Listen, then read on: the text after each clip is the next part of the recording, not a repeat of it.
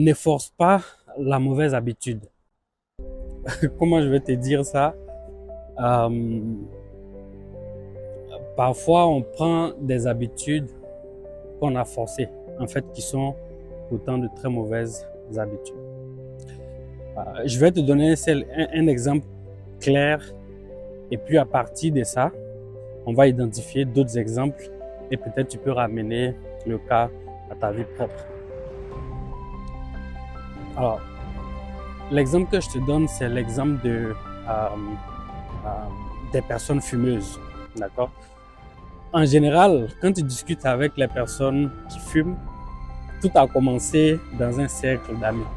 Donc, tout a commencé autour d'une table lors d'une discussion où on leur a juste demandé d'essayer de fumer pour voir ce que ça va donner. Parfois, on est même de l'autre côté. On critiquait même, avant de commencer à fumer, on fait partie de ceux qui critiquent les gens qui fument. D'ailleurs, la plupart des boîtes de cigarettes, quand tu prends, c'est écrit « abus dangereux pour la santé ». D'accord?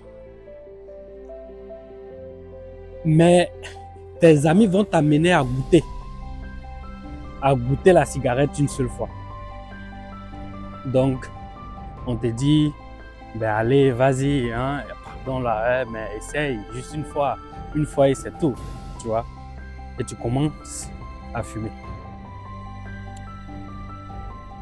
Le premier jour, tu peux même pas trouver ça intéressant, hein. Peut-être après, tu peux dire, oh non, ça vaut rien, c'est pas grand chose.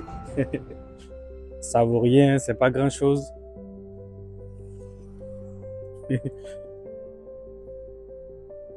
Mais ils vont encore arriver à te convaincre pour que tu en prennes un autre jour, une autre fois. Et à partir de ce moment, ton avis va commencer à changer.